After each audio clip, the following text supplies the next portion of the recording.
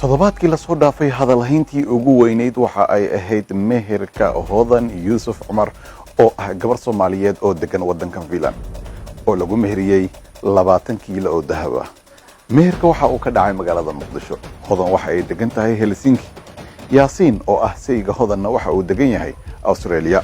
mid ka mid ah gawaarida dunida ugu qaalisan ee lamaziin la yiraahdo ayaa looga qaaday gurigeeda si ay uga qayb gasho xaflad ay u sameeyeen gabdho ay saaxiibo yihiin oo degan Helsinki.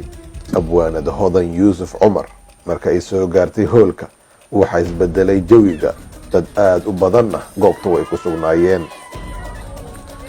dad badan oo dunida ku nool ayaa ka falceliyay meherka 20 kiilo ee dahabka ee hodan lagu mehersaday.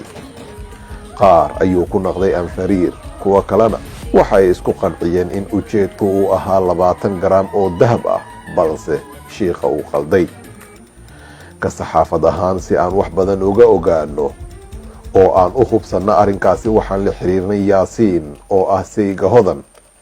waxaan weydiinay in meherka uu ahaa 20 kiilo oo dahab ah iyo in sheekha uu qalday ee uu ahaa 20 gram oo dahab ah.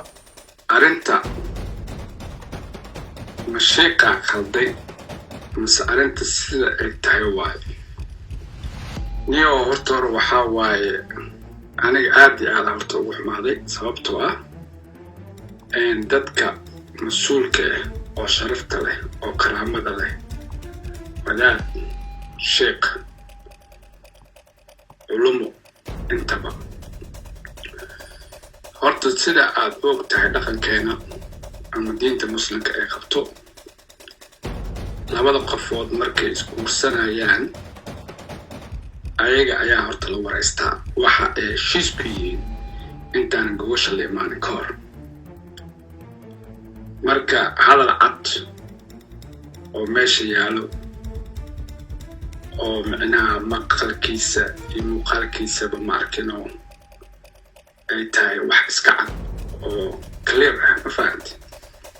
marka in wax laga dhigo oo wax lagu tartaro ama dadka sharafta leh sharafta laga dhaco horta ani agteeda waxay ka tahay gaf loo geysanayo wadaadada iyo dadka sharafta leh. wax qaladana ma jiraan siduu sheekha sheego waaye 20 gramna ma ahan 20 kiilo oo dahab ah.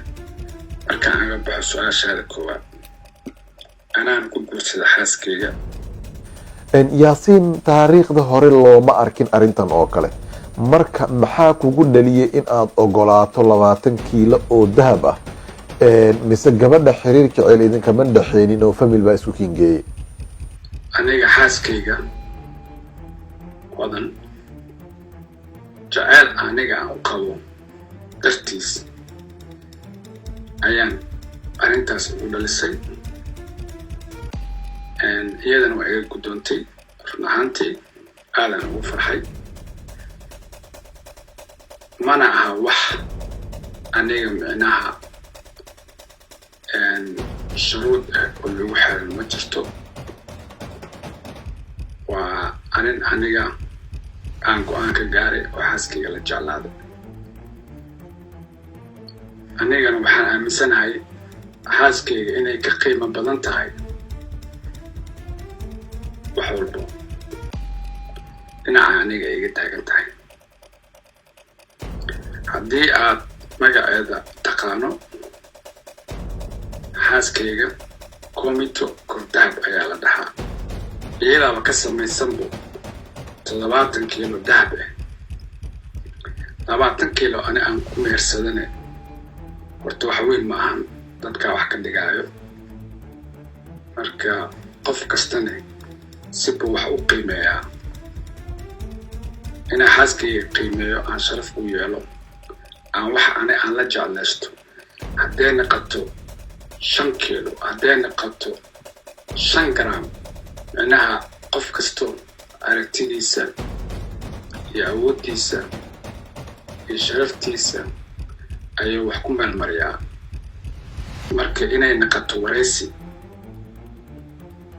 ee sheekadeeda ma arkino baraha bulshada ay qabsato horta waxaa waaye arrin marna loo baahan yahay marna dad badan dhibaato ku keenayso inkastoo aan dhibaato ku qabin sababtoo ah aniga gabadha aan adduunku jeclahay oo maantana xaaskayga ayaa iga qiimo badan wax allaalo wixii meeshaas ka dhacay ka badan iga istaasho taasna meesha aga baxayaa wax kalifaadana ma jirto wax shuruudana ma jirto waxay ugu dhaliyeen jacayl leh waayo Yaasin adiga haddii aad dhiibi karto 20 kiilo oo dahaba ma laga yaabaa marka in aad furtay jid dhalinyarada aan weli guursan culays ku ah oo ma laga yaabaa gabdhaha iyo wiilasha shuruudda meherka in 20 kiilo ama ka badan la isku xujeeyo qof aan wado ku furo ma laha qof aan wado ka xirana ma laha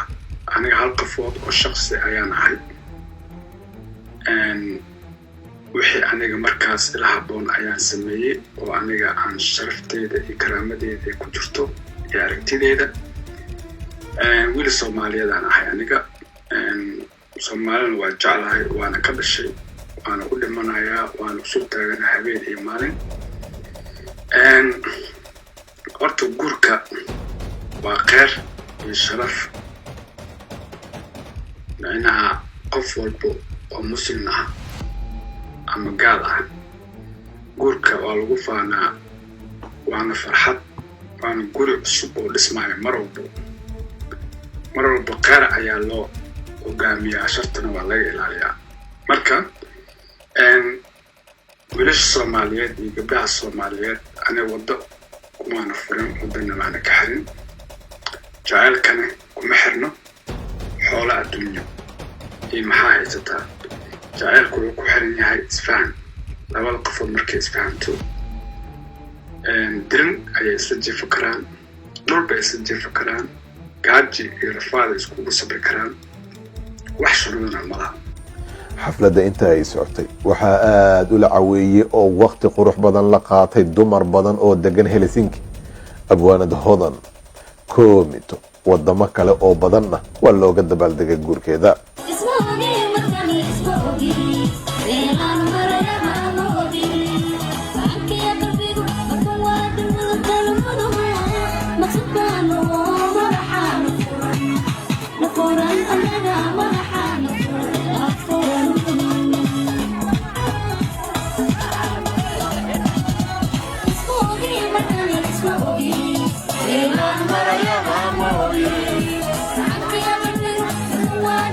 marka laga tago kuwa horey u guursaday ee hadareeraha leh waxa ay arintani walwal ku reebtay wiilal badan oo iskaabulo ah oo iyaga oo ku fikiraya diyaarinta 20 gram oo dahab ah maqlay 20 kiilo kadibna ilaa hadda shanta dhabanka ku haya